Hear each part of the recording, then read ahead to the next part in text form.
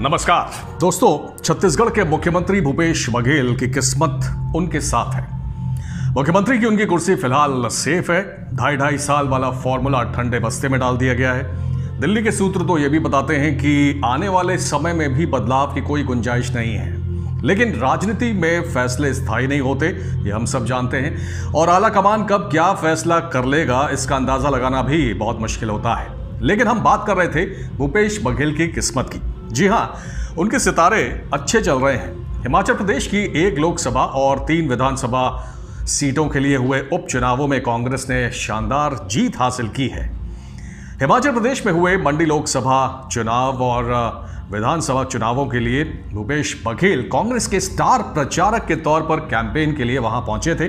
वहां उन्होंने 2 रैलियों को संबोधित किया और जनता की दुखती रख पर हाथ रखा। भूपेश बघेल ने हिमाचल की जयराम ठाकुर सरकार की जगह सीधे पीएम मोदी पर निशाना साधा। महंगाई, बेरोजगारी, राष्ट्रीय सुरक्षा के साथ साथ किसानों के मुद्दे पर हमला बोला। उन्होंने कहा कि कांग्रेस के समय में गैस 495 रुपए के आसपास थी, तो बीजेपी की नेत्रियां गले में गैस सिलेंडर की तस्वीर टांगकर संसद में हल्ला मचाती थी। उनका इशारा केंद्रीय मंत्री स्मृति ईरानी की ओर था। भूपेश बघेल ने कहा कि आज गैस सिलेंडर 1000 रुपए से ऊपर हो गया है। कांग्रेस के समय में महंगाई पर पूरा नियंत्रण था, लेकिन आज महंगाई के कारण आम आदमी के घर का बजट बिगड़ चुका है। उन्होंने विश्वास जताते हुए कहा था कि केवल अर्की ही नहीं, अर्की विधानसभा सीट है हिमाचल प्रदेश की, जहां के लिए चुनाव हुआ था और पूर्व मुख्यमंत्री वीरभद्र सिंह यहां से चुनाव लड़ते थे। तो भूपेश बघेल ने कहा कि सिर्फ अर्की ही नहीं, बल्कि प्रदेश की 4 सीटें कांग्रेस जीतेगी, क्योंकि जनता बदलाव चाह रही है। भूपेश बघेल ने जैसा कहा था या जैसा प्रेडिक्ट किया था, वैसा ही नतीजा आया है। हिमाचल प्रदेश की 4 सीटें कांग्रेस ने बीजेपी से जीत ली हैं और उसमें अति प्रतिष्ठित मंडी लोकसभा सीट भी है। इसके अलावा विधानसभा की फतेहपुर, अर्की और जुब्बाल ओटखई सीट पर भी कांग्रेस ने शानदार जीत हासिल की है। हिमाचल प्रदेश में चुनाव प्रचार के बाद जब भूपेश बघेल रायपुर लौटे, उसके बाद से उनके तेवर काफी बदले हैं। वो काफी आक्रामक हो गए हैं। उन्होंने आते ही पहले पीएम मोदी पर हमला बोला और उन्हें इतिहास का सबसे असफल और जुमलेबाज प्रधानमंत्री बताया। फिर छत्तीसगढ़ के पूर्व सीएम रमन सिंह को निशाने पर लिया।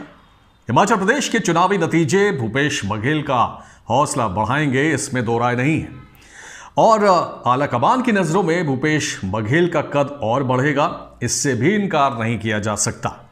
भूपेश बघेल अब राष्ट्रीय पहचान यानी कि एक नेशनल लेवल पर अपनी पहचान बनाने में जुट गए हैं। उसके लिए छत्तीसगढ़ में किए गए अपने कामों का राष्ट्रीय अखबारों में विज्ञापन हो या कांग्रेस पर होने वाले हमले का जवाब देना हो, और इसमें चाहे कोई विपक्षी नेता हो या प्रशांत किशोर जैसे चुनावी रणनीतिकार, भूपेश बघेल किसी को नहीं बख्श रहे हैं और सबको करारा जवाब दे रहे हैं। हिमाचल प्रदेश के नतीजे निश्चित तौर पर कांग्रेस और भूपेश बघेल का हौसला बढ़ाने वाले हैं, लेकिन बघेल की असली परीक्षा उत्तर प्रदेश है, जहां कांग्रेस आला कमान ने उन्हें सीनियर ऑब्जर्वर बनाया है, इस उम्मीद में कि भूपेश बघेल यहां भी छत्तीसगढ़ जैसा कमाल कर पाएंगे। तो क्या भूपेश बघेल की किस्मत यूपी में भी कांग्रेस का साथ देगी? बड़ा सवाल है। इसके लिए हमें अगले साल मार्च तक का इंतजार करना होगा, जब यूपी चुनाव के नतीजे आएंगे।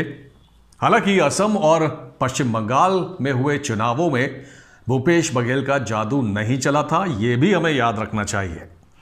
दोस्तों, आपको क्या लगता है, हिमाचल प्रदेश के उपचुनाव के नतीजों ने भूपेश बघेल की सीएम की कुर्सी और ज्यादा पक्की कर दी है और उस पर अब कोई खतरा नहीं है? और क्या कांग्रेस में भूपेश बघेल का कद अब और बढ़ेगा और वो राष्ट्रीय स्तर पर अपने को स्थापित कर पाएंगे?